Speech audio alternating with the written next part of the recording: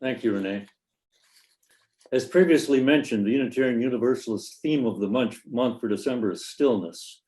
And today's story for all ages describes just one of the many wonderful experiences that are opened up to us if we are still and quiet and patient. The story is entitled Owl Moon and will be read by Sylvia Beeman.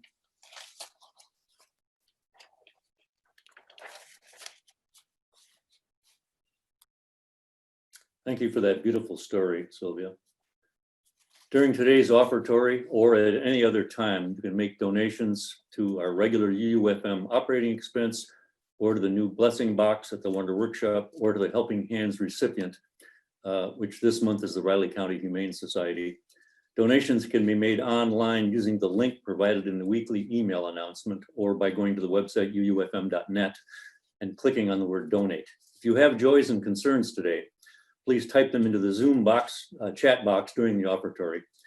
And now please relax and enjoy Renee's offertory performance of Somewhere in My Memory from Home Alone, written by John Williams and arranged by Philip Keverin.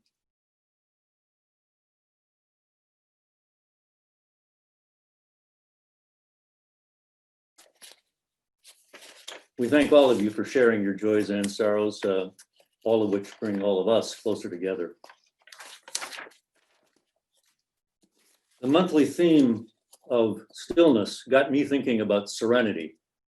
And that got me thinking about freeing our minds from an excess of attachments that may be too confining, too frenetic, too distracting. Today's reading is a compilation of thoughts on this subject taken from Buddhist writings and other sources. Serenity is incompatible with a grasping attachment to whatever surrounds you. If you cling too tightly to your circumstances, your possessions, even to your loved ones, you are buffeted by every passing shadow, every gust of wind, every unmet expectation, and every unforeseen turn of fate. In your love relationships, says Khalil Gibran, let there be spaces in your togetherness. Let the winds of the heavens dance between you. Love one another, but let your love be not a rigid bond, but rather a moving sea between the shores of your souls. Many of our troubles, says the Dalai Lama, are due to our passionate desire for and attachment to things that we misapprehend as being enduring and immutable. We pin our happiness to people, to circumstances, to things, and we cling on to them for dear life. We stress about the possibility of losing them. We attach ourselves to feelings, even to negative feelings, as if they define us.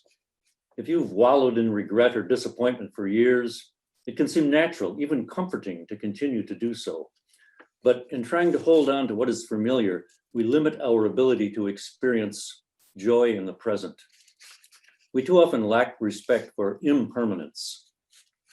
Somehow in the process of trying to deny the things that are always changing, we lose our sense of the sacredness of life. We tend to forget that we are part of the natural order and that everything is ever changing, evolving, growing, dying, transforming. This precious fleeting day, this precious transient moment, the now, cannot be hoarded, but instead should be cherished and savored and then set free.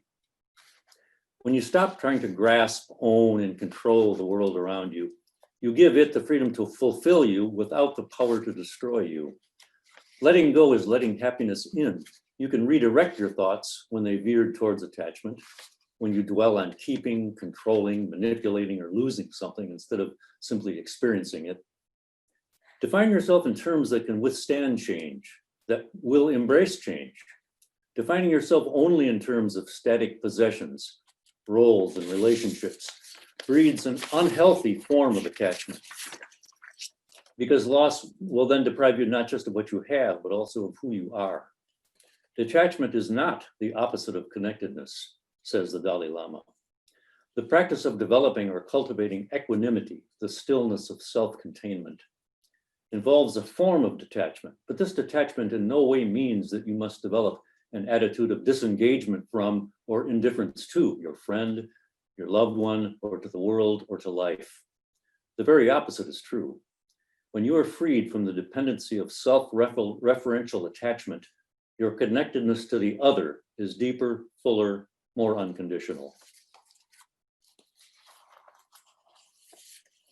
And now I am delighted to be able to introduce today's speaker. We are very fortunate to have with us this morning via pre-recorded video an old friend of the Unitarians, Greg Tamblyn, whom many of you will remember, and who last occupied the UUFM pulpit maybe about 10 years ago. Early in his career, Greg devoted himself to a deep study of the human spirit, finally attaining the coveted and highly prestigious NCW degree. That's no credentials whatsoever. Since then, Greg has dedicated his life to spreading a message of faith and hope, spiced with humor and music. I am delighted to welcome back Greg Tamblyn. Greetings, Unitarian Universalists of Manhattan, Kansas, town of my birth. So good to be back with you. I think it's been a while, maybe 8 or 10 years, so I'm really honored and very, very grateful to be able to share some time with you again. In keeping with our theme of stillness this month, I have some thoughts about guidance, specifically inner guidance, that I'm calling GPS 1.0. Now, most of us have probably used a GPS at this point, either on our phone or in the car. Maybe you're one of those people with a 100-foot yacht with a built-in GPS, and you've used it that way. But most of us have probably used it. And you know, the thing about technology like that is we love it when it works. It's great when it works, isn't it? Like this technology that we're using right now, it's great when it works. But I don't know, are you like me?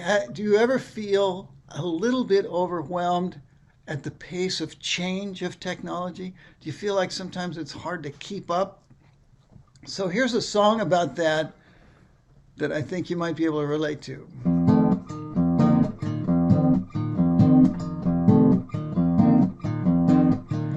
I was working online, I was talking on Bluetooth, downloading songs, checking email and Yahoo, texting my friends, I tweeted 20 new tweets. On Facebook, my brain began to overheat.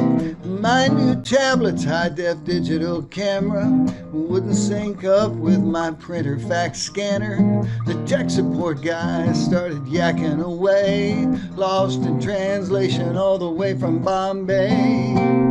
I had to break out of this techno mood. I needed something primal, like a big hunk of food. For a nano moment, I forgot where it is, so I Googled directions from my den to my fridge.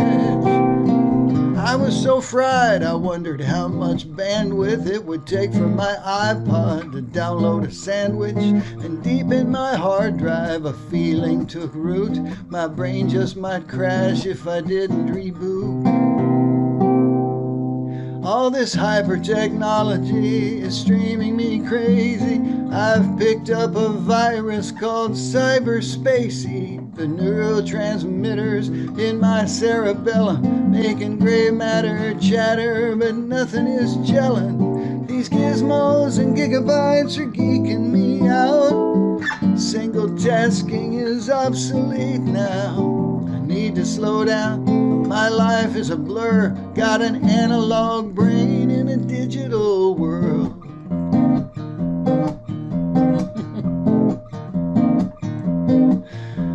I jumped in my hybrid, turned on satellite radio, strapped on my hands-free and fired up my cell phone. Almost backed over my wife on her Segway.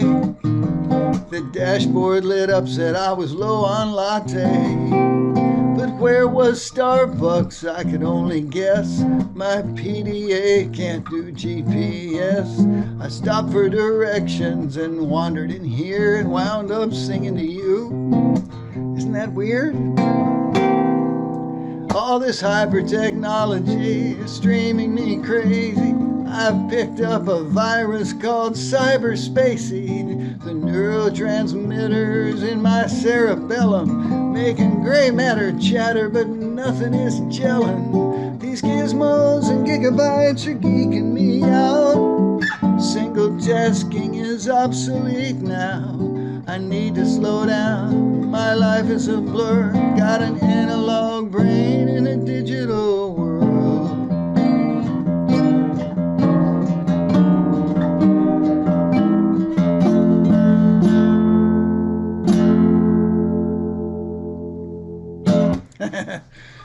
So I'm not making this up. There was a study in England a few years ago that showed that multitasking lowers your IQ more than smoking dope. Yeah, true. And I always think, well, they probably didn't have trouble getting volunteers for that one. There's a newer study that showed that human beings now have a shorter attention span than a goldfish. Goldfish is 8 seconds, humans 7 seconds. Why is that? Why is that? Screens. Screens. We're all looking at our screens and switching screens. It turns out that multitasking is just about the least efficient way to do anything. And I'd like you to park that idea in your mind for a little bit because we're going to come back to it later. Okay? All right, GPS. Most of us know that that stands for Global Positioning System. But for our purposes today, it stands for Guidance Provided by Spirit. Now, if the word spirit is a little too metaphysical for you, then just think of inner guidance, inner voice, intuition, gut feeling. But it's inner, okay? GPS, inner guidance, all right? So the reason I talk about this at all, there's two reasons actually. One is that for years and years and years, people ask me, how did you get into doing this? You know, inflicting yourself on the public in this kind of personal growth, spiritual growth way. And the second reason is that this whole GPS inner guidance, I was so bad at it for so long. And I learned some big lessons. So I'm going to tell you a little bit of my story to illustrate this. So we're going to go back about 30 years. I was a songwriter, professional songwriter in Nashville, writing for that country music market. And I had been there for several years. I'd worked really hard. I'd become a better songwriter. I had a couple of songs actually recorded by country artists. And finally, after 3 or 4, maybe 5 years of being there, I got offered a contract to be a staff songwriter at a music publishing company. Now, this is what you want. These jobs are really hard to get. And you want somebody to pay you to write songs. It takes all the pressure off. I got offered this great contract. Fantastic, right? Well, the very same week, in fact, within about 24, 48 hours, I got offered from out of left field. Is that left on your screen? Left over here. From out of left field, I got this offer to go to the Caribbean and sing at a posh 5-star resort for 6 months for some decent money. Now, logically, it made 0 sense for me to go to the Caribbean. It just, it was a complete distraction. Everything I'd been working for was coming to fruition. I had this great contract. I had songs in the pipeline. But I couldn't stop thinking about this Caribbean thing. And I didn't know why. So I went to my publisher. He was a smart man. He had a degree in psychology. And I told him what was going on. I can't stop thinking about this. You've offered me this great contract, but I got this other offer to go to the Caribbean for 6 months. And he said, well, I'm sorry. He said, why don't you just go down there? It's only 6 months, and you can write for me down there, and I won't start paying you to write for me until you come back in 6 months. Problem solved. Perfect solution. So off I go to the Caribbean. I had no idea why until I'd been there about 2 weeks, and it was Sunday. It was my day off, and I was lying on the beach, and it came to me why I was in the Caribbean. I had this overwhelming sense of relief, huge, overwhelming sense of relief at being away from the music business, away from Nashville, at being out of it. This was a shock. I had no idea. that I was going to feel relief. Well, I realized that I was tired of a few things. I was tired of the competition. It's tremendous competition there to just get a song recorded, let alone, I mean, published, recorded, become a hit. The odds are, it's like playing the lottery. It's really, really hard. I was tired of the schmoozing, the people games you have to play, and I was tired of the creative restriction of writing for country radio. Because when you write for country radio, you have to write by their rules. You know, words with less than 2 syllables, things like that. That's a joke. It's not that bad. But as you've heard, I like to write some off the wall stuff, and Garth Brooks, I'm afraid, is not going to record that. So realizing, getting in touch with the fact that the stuff that the songs that naturally come out of me are not country love songs. Also, I was getting in touch with the fact that I liked performing, getting back in touch with the idea of an audience, performing, getting a response, being on stage, being an entertainer. I was getting back in touch with that. And that was good to find out. Now, here's the thing. I was playing at a place called the Hyatt Regency Grand Cayman. Maybe you've been there. If you haven't been there, I'm pretty sure you've seen it, because in the early 90s, there was a movie with Tom Cruise called The Firm. He plays a mafia lawyer who doesn't know he's a mafia lawyer until it's too late and he's all entangled.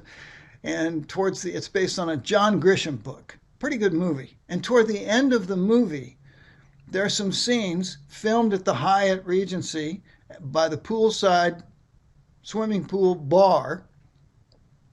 And in the back of those scenes, there's a guy singing and playing guitar. And it's not me. But that was my spot. And my friend James, who took my spot when I left and got to be in the movie. So that's what I was doing. 2 hours a day by the pool, break down, go to the restaurant, set up, do 3 more hours. 5 hours a night, 6 nights a week. That's a lot of solo entertaining. It doesn't include all the setup and breakdown. It doesn't include all the songs you have to learn and so on. But more importantly, people come to the Caribbean for a certain kind of experience, and they like the music to reflect that experience. Caribbean music. So I'm singing a lot of calypso, reggae, and tons of Jimmy Buffett songs. All of which is good music, all of which I like. But the thing is, when you do it 5 hours a night, 6 nights a week, you run out of songs after a day or 2 at the most, and you have to start repeating. So you're singing the same songs over and over and over. And after a few weeks of this, the next guy that wants to hear Margaritaville, you just kind of want to shoot him.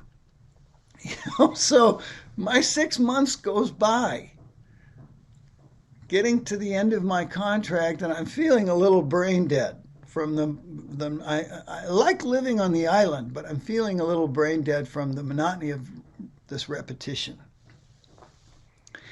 The management at the Hyatt comes to me and they say, you know, we like what you're doing, and we would like to offer you an extension of your contract for another year.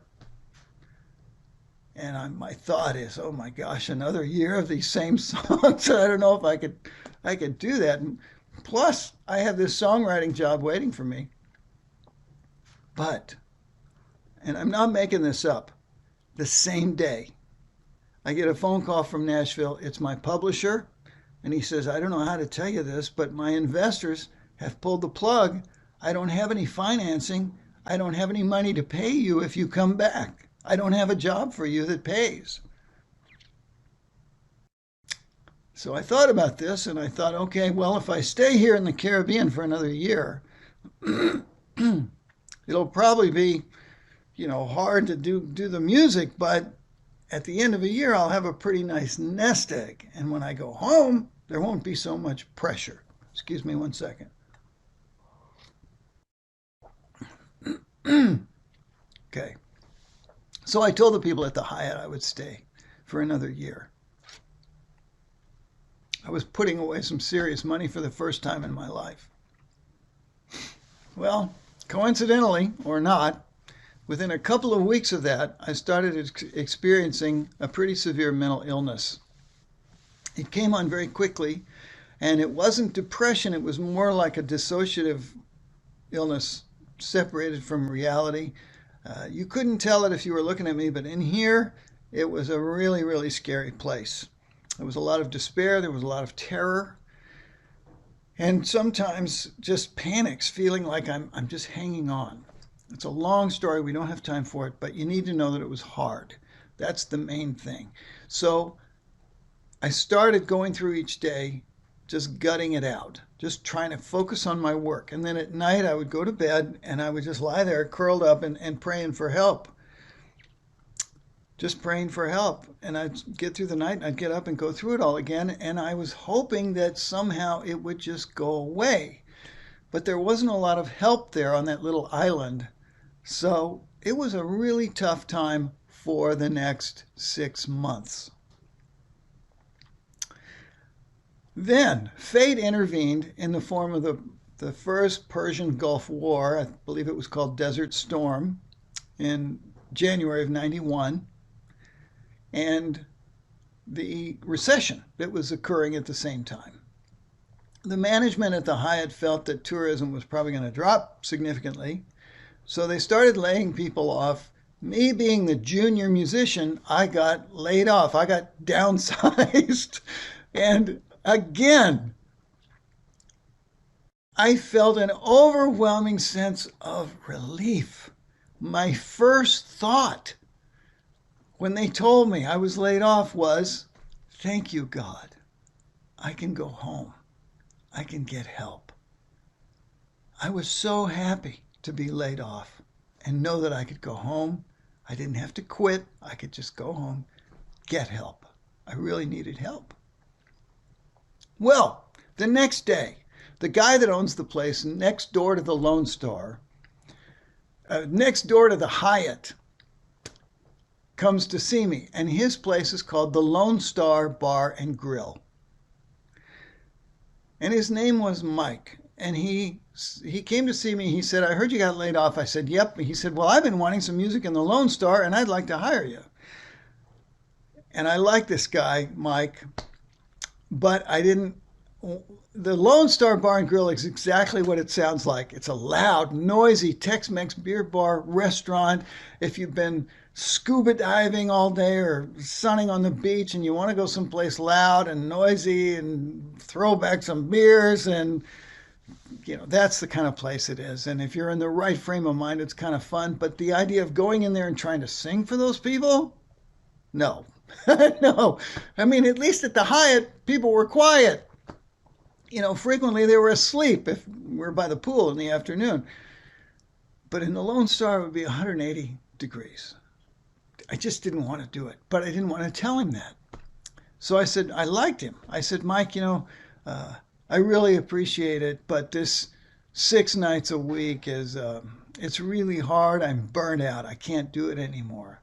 And he said, well, how about 4 nights a week? I said, yeah, that would be better, but 5 hours a night is just too much. I just don't want to do it. How about 3 hours? I said, well, yeah, that would be a lot better, but, it's expensive on this island. I would need a lot of money. He said, okay, I'll pay you. Thinking, what's going on here? I said, Mike, look, I really appreciate the fact that you want me, that you're making it attractive, but I'm burnt out. I need a break. I need to go home. He said, good, go home, take a break. Come back in 6 weeks. It'll be spring break here, perfect time to start. I thought, what's going on? I don't want to do this. I do not want to do this, but if I go home, I do have a bit of a nest egg, but I don't have a job. I don't know whether I'll go to Nashville or back home to Kansas City, where I'm from. It's a big question mark. If I go home, maybe I'll be over my mental illness in 6 weeks. If I come back, at least I'll have a job. And because I wasn't comfortable with the unknown, I said, okay, I'll come back. I'll come back in 6 weeks.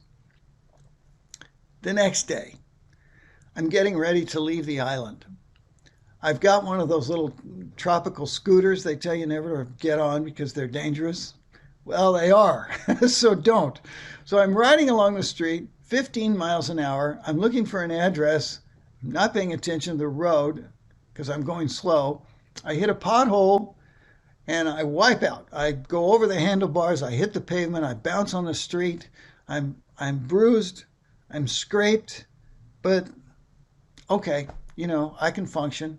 I'm all right. I don't think anything of it. I finish packing up the next day. I leave, I fly to Nashville. I get my clothes out of storage, I get my car out of storage. I do some business for about a week, and then I drive home to Kansas City, where I am here now. And my parents are gone. They've retired. They're gone for the winter. So I have their house all to myself. And I wake up the first morning in Kansas City with pain in my gut that is unbelievable. I've never felt anything like it. I can barely breathe. I can barely talk. It hurts to move at all. I reach over and grab the phone and I call my sister because I had dinner at her house the night before. I said, "Are you guys sick over there?" And she said, "No, we're fine." I called my brother. He comes. We go to the emergency room. They do a CAT scan. They come back after the CAT scan. They say, "We're checking you in right now. We have to immobilize you because your life is in danger. Your spleen is ruptured. You're bleeding internally. There's blood everywhere. And you have to be immobilized because you could die." So we do all that. I'm lying there for a couple of days. It hurts to breathe. One time I coughed and I thought that was it. I thought I was going to die. But after 2, 3 days, they do another CAT scan. Then these two surgeons come to see me. And I had gone to school with these guys. They were brothers, and I knew them. And they came to see me and said, "Hey, it's us. Hey, look, we took a look at your CAT scan, your second CAT scan, and your spleen has stopped bleeding. That's the good news. The bad news is you're full of blood, and the danger is far, far, far from over." They said, "Now, normally we just open you up and we take the spleen out." But they actually said this. They said, we thought we'd see if you'd like to keep yours." Like I'm going to say no. So I said, yeah, I vote for that. So they said, "Okay, well, we're going to let you keep your spleen, or try to, and you're going to be able to go home tomorrow. But you have to really, really, really take it easy. No exertion, no effort, no lifting, no sudden movements, nothing. The more you lie down, the better off you are. You really have to take it easy." So I said, "No problem. Very good at that. Great at taking it easy." So I went home. And I thought they meant maybe 2 weeks or a month. No, 6 to 8 months. 6 to 8 months before the pain left. More than half a year, whatever it was. It was a long time. Well, I'm stuck there. I'm in my parents' house. I'm stuck there. And I'm still going through this mental nightmare. I'm still stuck in this black hole of despair and fear and feeling dissociated from reality. And I still don't know what caused it. So I'm doing everything I can. I'm getting therapy. I'm doing some 12-step work. I'm reading everything I can get my hands on about mental illness. And I'm healing some relationships in my family especially that I felt needed to be worked on.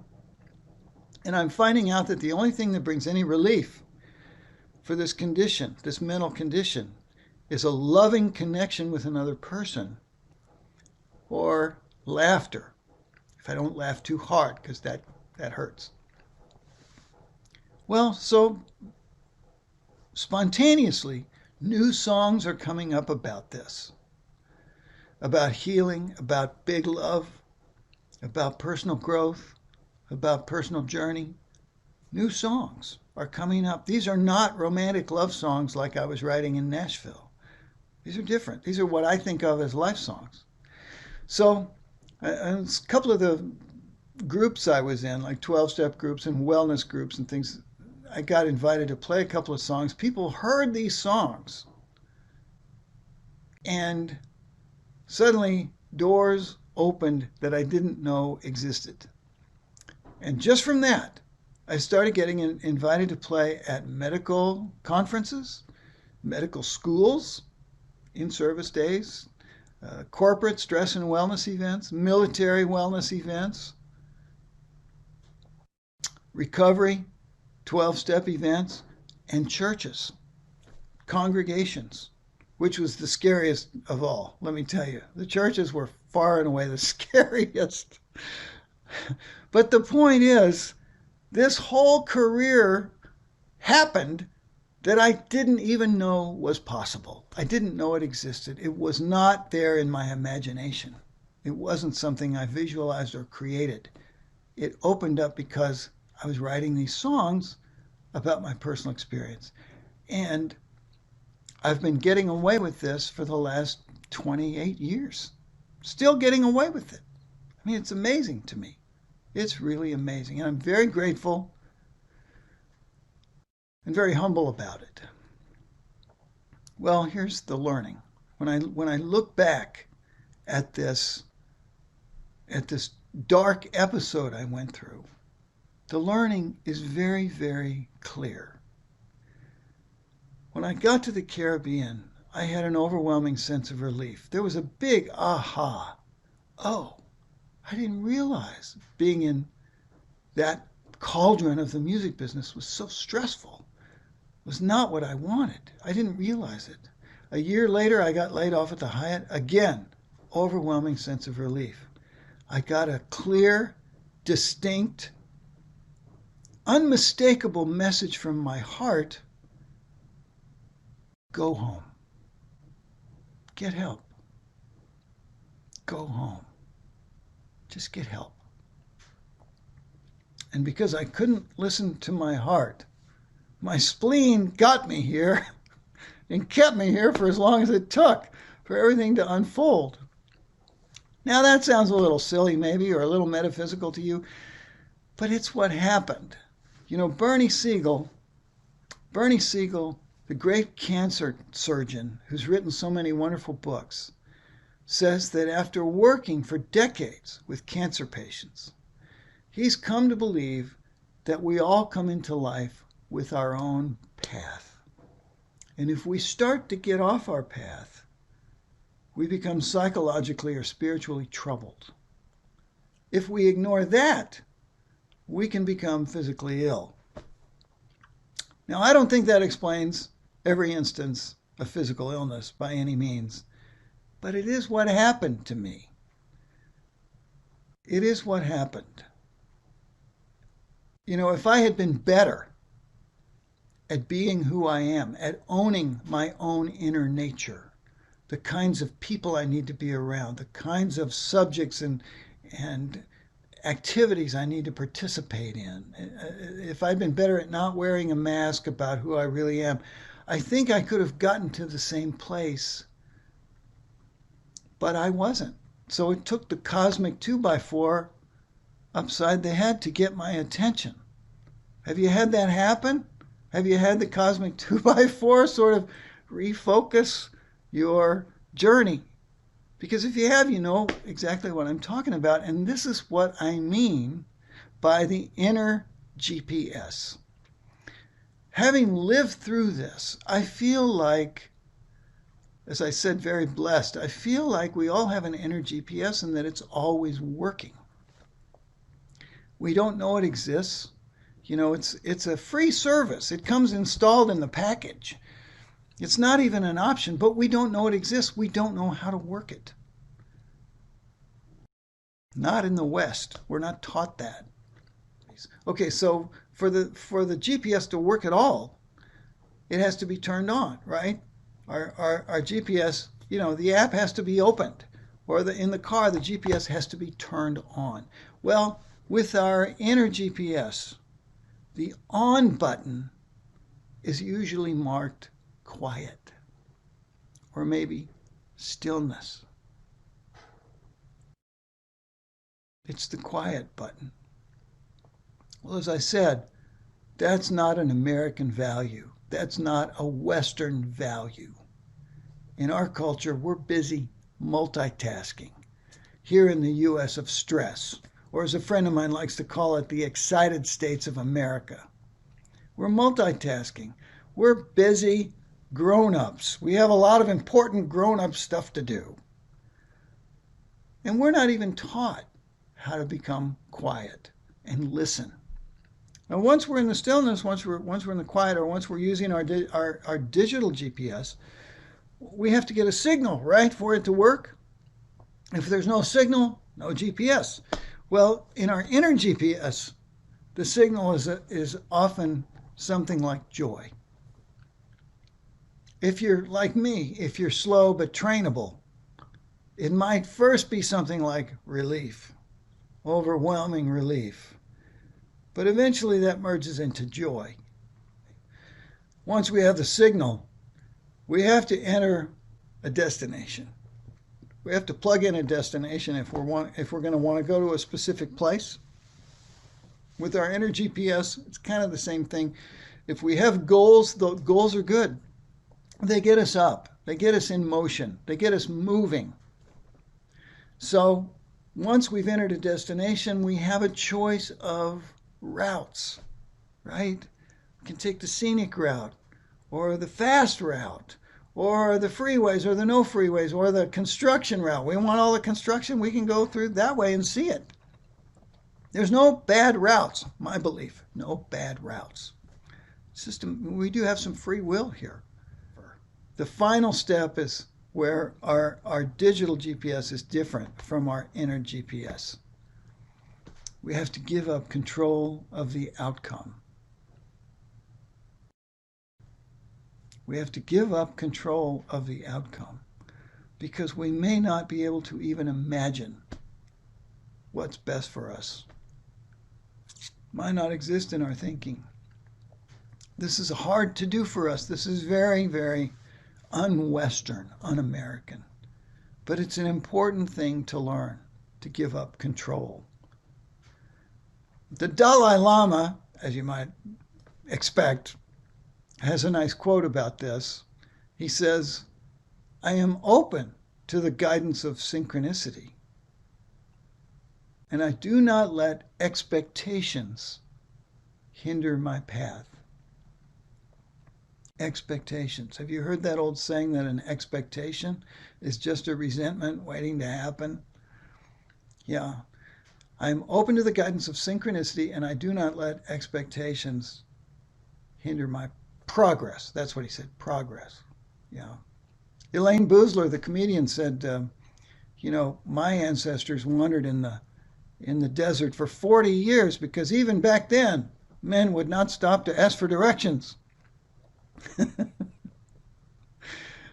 And then there's another quote by another theologian. His name is Howard Thurman. And he said this: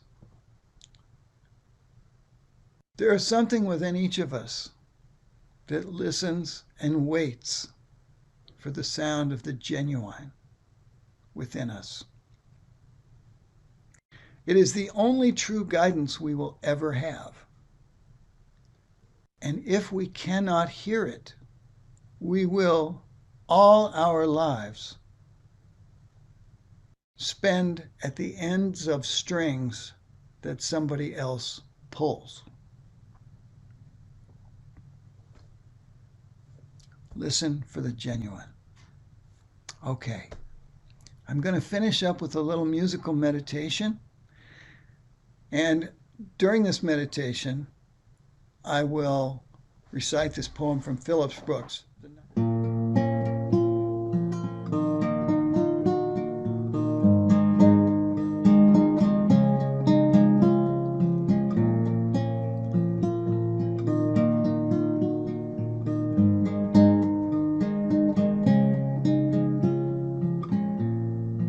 Just take a nice slow breath.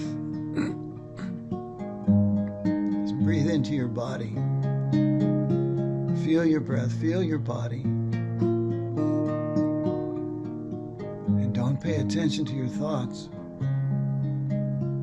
Just your body, just your breath. And listen to these words by Phillips Brooks. Do not pray for easy lives.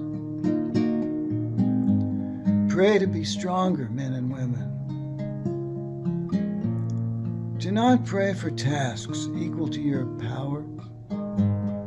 Pray for powers equal to your tasks. Then the doing of your work shall be no miracle, but you shall be a miracle, and shall rejoice at the richness of life, which has come to you by the grace of God.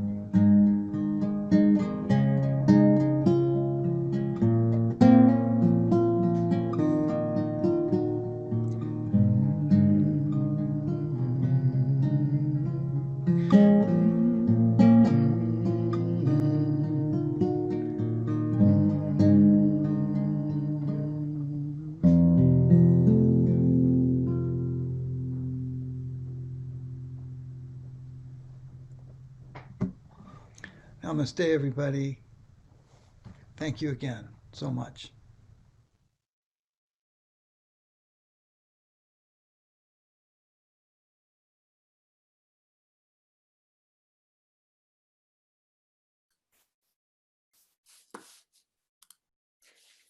What a beautiful presentation.